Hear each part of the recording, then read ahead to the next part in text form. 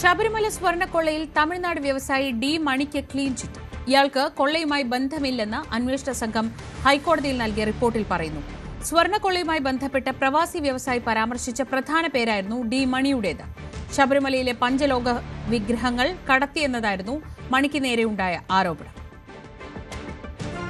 ശബരിമലയിലെ സ്വർണ്ണ കവർച്ചാ കേസുമായി ബന്ധപ്പെട്ടുകൊണ്ട് വളരെ നിർണായകമായ ഒരു വെളിപ്പെടുത്തലായിരുന്നു ഡി മണിയുമായി ബന്ധപ്പെട്ട് ഉണ്ടായിരുന്നത്. അതിൽ ഡി മണി എന്ന് പറയുന്ന ചെന്നൈ കേന്ദ്രീകരിക്കുന്ന ഒരു വ്യവസായി അല്ലെങ്കിൽ ഈ രീതിയിൽ ഇടപെടുന്ന ഒരു ഇടനിലക്കാരൻ എന്നെല്ലാം തന്നെ പറയാവുന്ന ഒരാൾക്ക് ഇതുമായി വളരെ അടുത്ത ബന്ധമുണ്ട് എന്ന രീതിയിലുള്ള ഒരു വെളിപ്പെടുത്തലായിരുന്നു വന്നുകൊണ്ടിരുന്നത്. ആരാണ് ഡി മണി എന്ന് അന്വേഷിക്കാനായിട്ട് ഡെണ്ടിഗൽ വരെ പ്രത്യേക അന്വേഷണ സംഘം ചെല്ലുകയും ചെയ്തിരുന്നു. ഇതിൽ ഈ വെളിപ്പെടുത്തൽ ഉണ്ടായിരുന്നത് കോൺഗ്രസ് നേതാവ് രമേശ് ചെന്നിത്തല തൻ്റെ സുഹൃത്ത് ഒരു വിദേശ വ്യവസായി ഇത്തരം കാര്യങ്ങൾ തന്നോട് പറഞ്ഞിട്ടുണ്ട്. ഈ ചെന്നൈ സ്വദേശിയായ ഡി മണിയുമായി ബന്ധപ്പെട്ടാണ് വലിയ ഇടപാടുകൾ നടന്നിട്ടുള്ളത്. ഇവർ ഈ പഞ്ചലോഹ വിഗ്രഹങ്ങൾ വരെ കൈമാറിയിട്ടുണ്ട്, അതിനുള്ള തുക കൈപ്പറ്റിയിട്ടുണ്ട്. അത് തിരുവനന്തപുരം കേന്ദ്രീകരിച്ചായിരുന്നു ഇത്തരം ഇടപാടുകൾ നടന്നത്. അതിൽ പോറ്റിയും അതോടൊപ്പം തന്നെ ഒരു ശബരിമലയുമായി ബന്ധപ്പെട്ട ഒരു ഉന്നതനും ഡി മണിയും തമ്മിലായിരുന്നു ഈ കരാർ ഉറപ്പിക്കുകയും പണമെല്ലാം കൈമാറുകയും ചെയ്തിട്ട് വലിയ രീതിയിലുള്ള ഒരു തട്ടിപ്പായിരുന്നു ഇതുമായി ഇവർ ലക്ഷ്യമിടുകയും ചെയ്തത്. ഇത് ശബരിമല മാത്രം കേന്ദ്രീകരിച്ചുകൊണ്ടല്ല, മറ്റ് അമ്പലങ്ങളും കേന്ദ്രീകരിച്ചുകൊണ്ട് തന്നെ വലിയ കച്ചവടം നടത്താൻ തന്നെ ഇത്തരം ഈ പഞ്ചലോഹ വിഗ്രഹങ്ങൾ വരെ ആ കച്ചവടം നടത്താനും അമൂല്യ വസ്തുക്കൾ ഇവിടെ നിന്ന് ഇവർക്ക് കൈമാറാനും എല്ലാം തന്നെ ലക്ഷ്യമിട്ടിരുന്നു എന്ന വലിയ വെളിപ്പെടുത്തലാണ് ഉണ്ടായിരുന്നത്. ഇതനുസരിച്ചുകൊണ്ട് ഈ വിദേശ വ്യവസായിയിൽ നിന്ന് മൊഴിയടക്കം രേഖപ്പെടുത്തുകയും ചെയ്തു. തുടർന്നാണ് ഈ ഡി മണിയെ കേന്ദ്രീകരിച്ച് അന്വേഷണ സംഘം നീങ്ങിയത്. എന്നാൽ ഈ മണിയെ കേന്ദ്രീകരിച്ച് നടത്തിയ അന്വേഷണത്തിൽ ഇയാൾക്ക് ഈ സംഭവവുമായി ഒരു ബന്ധവുമില്ല എന്ന രീതിയിലാണ് ഇപ്പോൾ പ്രത്യേക അന്വേഷണ സംഘം വന്നിരിക്കുന്നത്. ഇത് ചൂണ്ടിക്കാണിച്ചുകൊണ്ട് തന്നെ ഒരു ക്ലീൻ ചിറ്റ് ഹൈക്കോടതിയിൽ സമർപ്പിക്കുകയും ചെയ്തിട്ടുണ്ട്. ഇതിൽ പറയുന്നത് പ്രകാരം ഇയാൾക്ക് ഈ ശബരിമലയുമായി ബന്ധപ്പെട്ട് നടന്ന കാര്യങ്ങൾ യാതൊരു ബന്ധവും കണ്ടെത്താനായിട്ട് കഴിഞ്ഞിട്ടില്ല.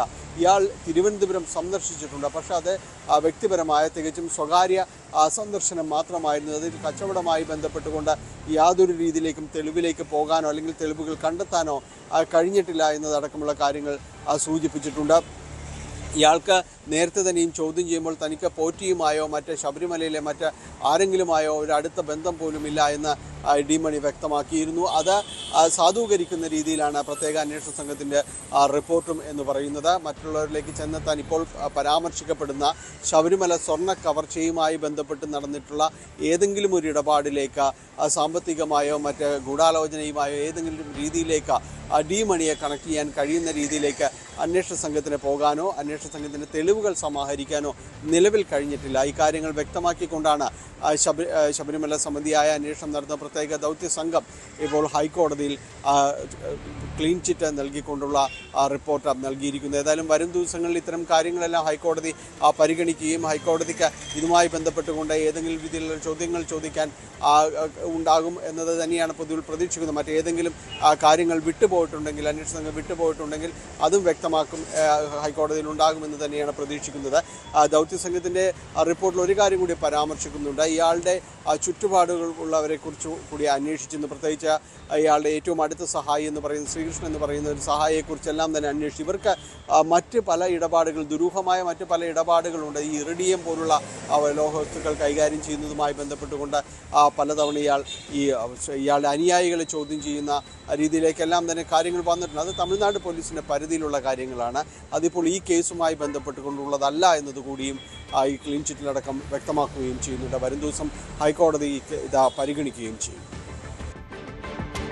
ശബരിമല സ്വർണ്ണക്കൊള്ള കേസിൽ 3 പ്രതികളുടെ ജാമ്യാപേക്ഷയിൽ ഹൈക്കോടതി തിങ്കളാഴ്ച വാദം കേൾക്കും. എ പത്മകുമാർ, ബി മുരാരി ബാബു, ഗോവർദ്ധൻ എന്നിവരുടെ ജാമ്യാപേക്ഷയിലാണ് ഒരുമിച്ച് വാദം കേൾക്കുക. മുരാരി ബാബുവിന്റെ ജാമ്യാപേക്ഷയിൽ ഹൈക്കോടതി SITയോട് റിപ്പോർട്ട് തേടിയിട്ടുണ്ട്. ശബരിമല സ്വർണ്ണക്കൊള്ള കേസിൽ ദേവസ്വം ബോർഡ് മുൻ സെക്രട്ടറി S ജയശ്രീയെ SIT ചോദ്യം ചെയ്ത് വിട്ടയച്ചു.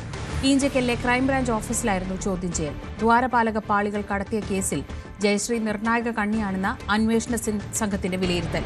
ഇക്കാര്യം അടക്കം SIT ചോദിച്ചറിഞ്ഞു. നേരത്തെ സുപ്രീം കോടതി ജയശ്രീയുടെ അറസ്റ്റ് തടഞ്ഞു. ശബരിമലയിൽ നിന്ന് കൊണ്ടുപോയ സ്വർണം എവിടെയെന്ന് SIT മറുപടി പറയണമെന്ന് രമേശ് ചെന്നിത്തല. സുഹൃത്തായ വ്യവസായി പറഞ്ഞ കാര്യങ്ങളാണ് താൻ കൈമാറിയത്. പോലീസ് അസോസിയേഷൻ ഭാരവാഹികളെ SIT സംഘത്തിൽ ഉൾപ്പെടുത്തിയതിൽ സംശയമുണ്ട്. SITയുടെ പ്രവർത്തനങ്ങളെ സ്വാധീനിക്കാൻ ശ്രമമുണ്ടെന്നും രമേശ് ചെന്നിത്തല ആരോപിച്ചു. ഞാനൊരു കാര്യം ചോദിക്കട്ടെ, എവിടെയാണ് ഈ സ്വർണ്ണം? എവിടെ പോയി? ഞാൻ എപ്പോഴും ചോദിക്കുന്ന ഒരു ചോദ്യമാണ്, ഈ സ്വർണ്ണം എവിടെ? തൊണ്ടി മുതൽ എവിടെ? അത് ഇതുവരെ SIT പറയുന്നില്ലല്ലോ. ഗോവർദ്ധന്റെ കയ്യിലുള്ള 300 ഗ്രാം അല്ലല്ലോ. ആ സ്വർണം ആളുകളെ അറസ്റ്റ് ചെയ്യുന്നതോടൊപ്പം തന്നെ തൊണ്ടി മുതൽ കണ്ടെത്തണ്ടേ? SITയുടെ പ്രവർത്തനങ്ങളെ കഴിഞ്ഞ കുറേ ദിവസങ്ങളായി മുഖ്യമന്ത്രിയുടെ ഓഫീസ് സ്വാധീനിക്കാൻ ശ്രമിക്കുന്നുണ്ട്. 2 പോലീസ് അസോസിയേഷനിലെ ഇവരുമായി ബന്ധമുള്ള 2 പേരെ നിയമനം തടഞ്ഞു വെച്ചിരുന്നു. അത് ആ നിയമനം വീണ്ടും നടത്തി. അപ്പൊ CPM-മാരുടെ ആഭിമുഖ്യമുള്ള പോലീസ് അസോസിയേഷന്റെ ഭാരവാഹികൾ ഇപ്പോഴും SITയുടെ ഭാഗമായി മാറിയിരിക്കുന്നു. അതൊക്കെ സംശയാസ്പദമായ കാര്യങ്ങളാണ്. കൂടുതൽ വാർത്തകൾക്ക് news 18 Keralam YouTube channel subscribe ചെയ്യുക.